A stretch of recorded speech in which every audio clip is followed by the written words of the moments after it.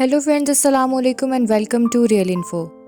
दोस्तों, आज की इस वीडियो में मैं आपको ऐसे शख्स के बारे में बताऊंगी जो कि पूरी दुनिया में मशहूर है और उसका एक नाम है। वो जाना माना शख्स पूरी दुनिया को हंसाता रहा, मगर इसकी खुद की ज़िंदगी किसी ट्रेजेडी से कम नहीं थी। और दोस्तों, वो शख्स था चार्ली चैपलिन।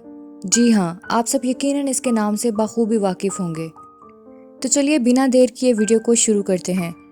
दोस्तों, पूरी दुनिया को हंसाने वाला चार्ली चैपलिन 1889 में इंग्लैंड में पैदा हुआ था, लेकिन लोगों के चेहरों पर मुस्कुराहट लाने वाले इस शख्स की ज़िंदगी बचपन में मुश्किलात से भरी हुई थी। दोस्तों, चार्ली का बाप चार्ल्स चैपलिन 1890 तक बरतानिया का काफ़ी मशहूर स्टेज आर्टिस्ट था। ये एक कॉमिक सिंगर भी था, लेकिन इसको शराब पीने की लत लगी हुई थी और अच्छे खासे पैसे कमाने के बावजूद इसका बाप अपनी फैमिली का ख्याल ना रख सका। यहाँ तक कि जब चार्ली 1 साल का हुआ तो इसके बाप ने अपनी फैमिली को खर्चा देना ही बंद कर दिया और यूं चार्ली की ज़िंदगी गुर्बत से शुरू हुई। चार्ली चैपलिन जब 12 साल का हुआ तो इसके बाप की शराब की इसी आदत की वजह से इसकी मौत हो गई। चार्ली की माँ भी एक आर्टिस्ट थी और अब चार्ली और इसके भाई का वाहिद सहारा उनकी माँ ही थी। लेकिन बहुत जल्द चार्ली चैपलिन पर मज़ीद मुसीबतों के पहाड़ टूट पड़े जब इसकी माँ भी इस दुनिया से चल बसी और चार्ली और इसका भाई सड़क पर आ गए। इस दौरान चार्ली ने सरवाइव करने के लिए हर तरह की नौकरी की। इसने अखबार बेचने और खिलौने बनाने वाली फैक्ट्री में भी काम किया। इसने एक डॉक्टर के पास भी काम किया। इसने वो हर काम किया जिससे ये अपना और अपने भाई का पेट पाल सके। दोस्तों, दरअसल चार्ली के अंदर एक आर्टिस्ट मौजूद था और इसने अपनी मेहनत मजदूरी के साथ साथ मुख्तलिफ थिएटर में भी काम करने की कोशिश शुरू कर दी। छोटे छोटे रोल्स करके 1910 में चार्ली को एक ड्रामा कंपनी के साथ अमेरिका जाने का मौका मिला और यहीं से इसका कैरियर और ऊपर जाना शुरू हो गया। एक ड्रामा जिसका नाम a night English music hall था ने चार्ली को अमेरिका में काफ़ी मशहूर कर दिया था। इसी तरह चार्ली चैपलिन की दिन रात मेहनत और मुशक्क़त की वजह से सिर्फ 2 साल के बाद 1912 में इसको एक फ़िल्म की ऑफ़र हुई। दोस्तों, इसकी पहली फिल्म में इसको एक हफ्ते के सिर्फ $150 मिलते थे, लेकिन इस फिल्म की कामयाबी ने चार्ली की डिमांड बढ़ा दी और फिर एक के बाद एक मूवी ने चार्ली को साइलेंट कॉमेडी मूवीज़ का बादशाह बना दिया। दोस्तों, कुछ मशहूर फिल्में जैसा कि the gold rush, the women of Paris, city lights and the circus और इस जैसी कई मास्टरपीस फिल्में चार्ली के क्रेडिट पर हैं। चार्ली ने 4 किताबें भी लिखीं। ये एक म्यूजिशियन था और कई इंस्ट्रूमेंट्स भी प्ले कर लेता था। चार्ली चैपलिन ने 4 दफ़ा शादी की। इसके 8 बच्चे थे और इसकी आखिरी बीवी का नाम ऊना चैपलिन था। 25 दिसंबर 1977 को क्रिसमस के दिन चार्ली चैपलिन की स्विट्ज़रलैंड में इसके घर में ही मौत हो गई। इसकी उम्र 88 साल थी।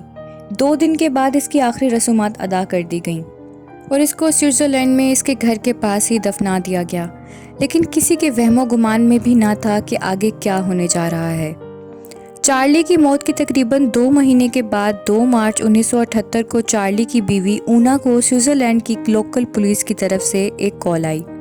पुलिस ने ऊना को ऐसी बात बताई कि इसके होश ही उड़ गए।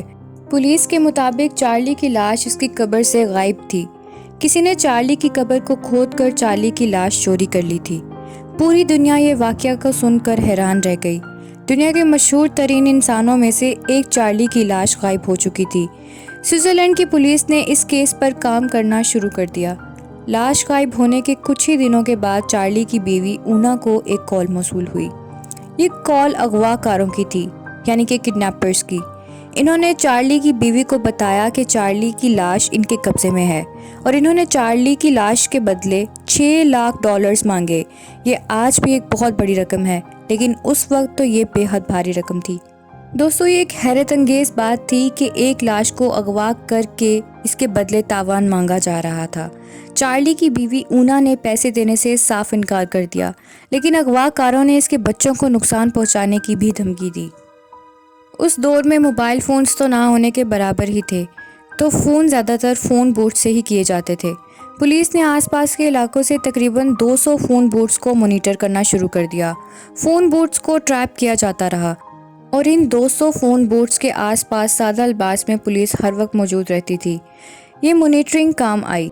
कुछ ही अरसे की मेहनत के बाद पुलिस ने 2 लोगों को चार्ली की लाश चुराने के जुर्म में गिरफ्तार कर लिया। इन मुजरिमों का नाम रोमन वार्डस और गैंगस्टन गैनिफ था। इन दोनों का ताल्लुक ईस्टर्न यूरोप से था اور یہ لوگ مکینک تھے۔ انہوں نے سوئٹزرلینڈ میں پناہ لی ہوئی تھی۔ اس جرم کا ماسٹر مائنڈ رومن وارڈس تھا۔ انہوں نے چارلی کی لاش کو چوری کر کے اس کو چارلی کے گھر سے 1 میل دور کھیتوں میں دفن کر دیا تھا۔ پولیس نے دونوں کی موجودگی میں چارلی کی لاش کو کھیتوں سے نکالا اور اس کو پھر سے واپس اس کے قبر میں دفنا دیا۔ دوستو، اب کی بار چارلی کی قبر کو کنکریٹ سے پکا کروایا تاکہ اس کی لاش کو دوبارہ چوری نہ کیا جا سکے۔ دونوں مجرموں کو سزا سنائی گئی۔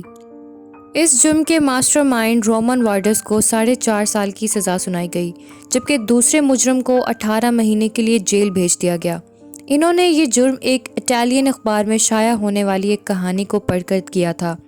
ان لوگوں نے پکڑے جانے کے بعد چارلی کی فیملی سے معافی مانگی اور چارلی چیپلن کی بیوی اونا نے ان کی معافی قبول کر کے ان کو معاف بھی کر دیا۔ لیکن اس عجیب و غریب واقعے نے پوری دنیا کو حیران ضرور کر دیا۔ چارلی چیپلن کی قبر آج بھی سوئٹزرلینڈ میں موجود ہے اور محفوظ ہے، اور اس کے بعد ایسا کوئی بھی واقعہ دوبارہ رونما نہیں ہوا۔ دوستوں، امید ہے کہ آج کی یہ انفارمیٹیو ویڈیو آپ کو اچھی لگی ہوگی۔ اگر ویڈیو اچھی لگی تو ویڈیو کو لائک ضرور کر دیں اور اپنے دوستوں کے ساتھ شیئر کر دیں۔ چینل کو سبسکرائب کر لیں اور بیل آئیکن کو پریس کرنا مت بھولیں تاکہ میری نئی ویڈیو کی نوٹیفیکیشنز آپ کو وقت پر ملتے رہیں۔ اپنا خیال رکھیے گا۔